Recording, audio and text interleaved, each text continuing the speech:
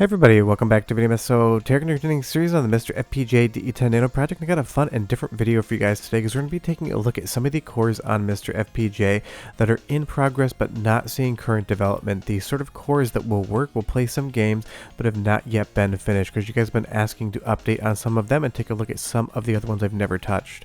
Before we get too far involved though, big thanks to today's sponsor, MiSTer Add-ons. He sponsors all my Thursday videos and I've been using his hardware since the beginning of this series. I'll leave a link to his page down below.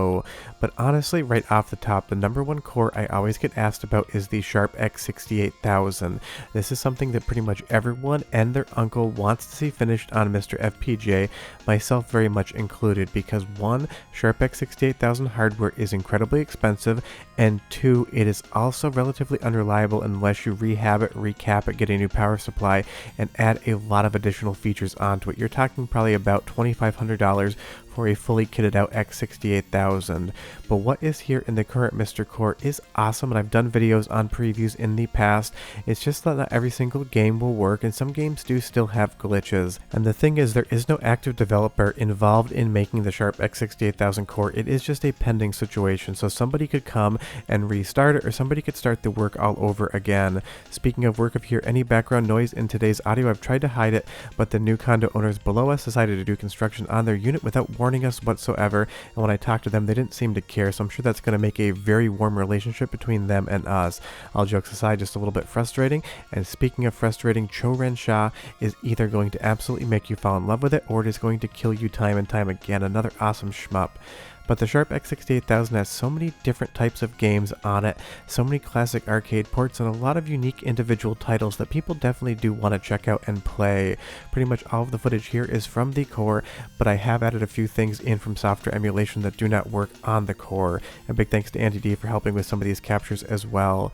And that's the thing about the X68000, it has pretty much everyone's attention and imagination. This is coveted hardware. It is not rare hardware, it's just expensive hardware.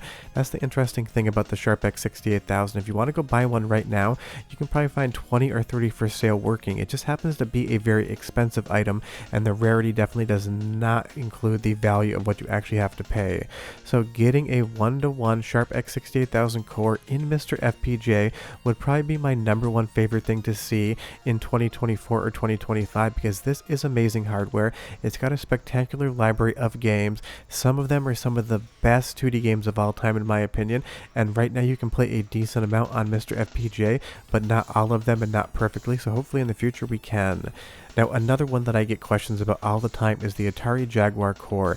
This, just like the Sharp X68000 core, will play some games, although this plays a lot less games than the X68000 core will. And while the Jaguar doesn't have the best library of all time on it, there are a few games that are quite good. Alien vs. Predator, Rayman, Tempest 2000, reasons to have a finished core on MiSTer. All the footage you're seeing here is from MiSTer FPGA. These games do run.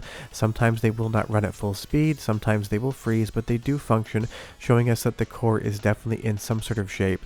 And I will have special videos on the Jaguar core as well in the future, kind of previewing it more for a 10-minute thing, because when people talk about the cores that they still want to see on MiSTer, 3DO and Jaguar get mentioned pretty much all of the time.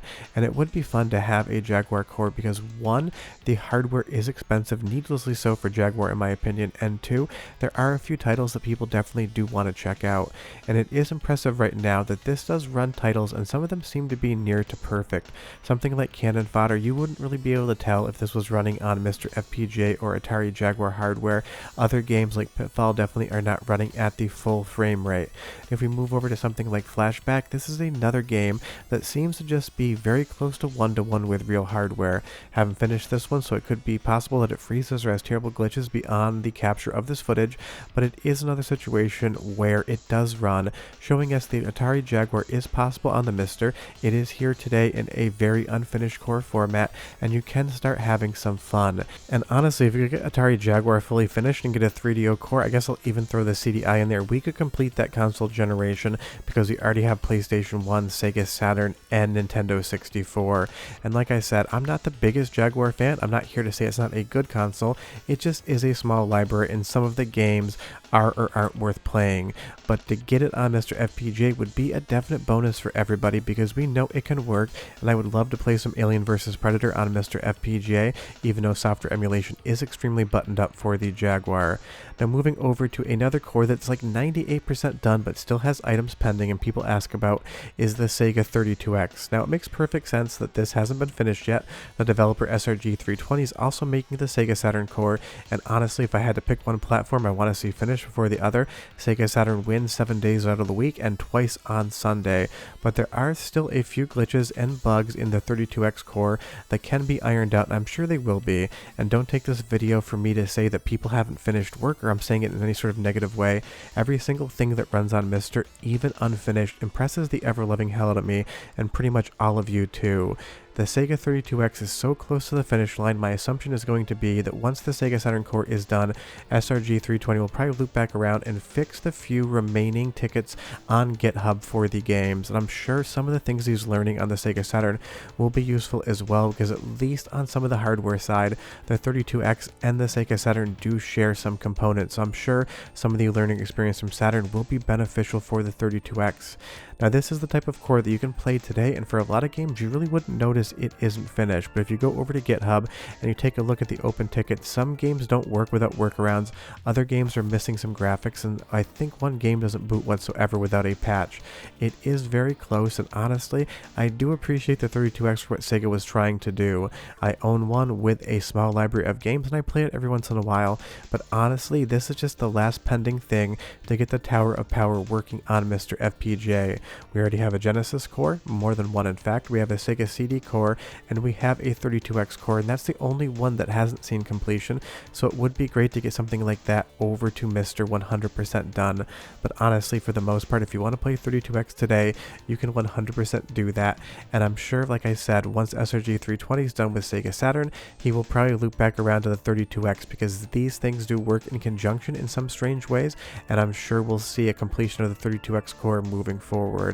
Now let's move over to a core that basically works but not really whatsoever, the NEC PC98. Now you can get some games to boot on this, but I wouldn't consider any of them to be playable experiences. You will have graphical glitches, you'll have some audio glitches, you'll have most of the games that won't boot whatsoever, and a lot of games will not run at the proper speed. Rusty here, clearly a Castlevania clone, but a very good game, is working, but if you play this on real hardware software emulation, you would get better performance out of it. This is a sign that the PC98 can work on MiSTer FPGA, but the developer hasn't updated this thing in I think over a year right now. It does give you some very strange results in some of the visuals, and you can fix some of those. You'll see here we can get it down to one screen, but those lines still persist. But this would be another fun one as well, because there's a ton of solid games on the PC98, some platformers, and if you're into visual novels, this thing is basically the home to them. And like I was showing you right here, some things will work, but they'll just work in the strangest ways, but that's actually kind of a vibe, and I do appreciate it. Other times when you get into the game, it will become unplayable because I have no idea what that text is saying, but I know it shouldn't be scrolling like that.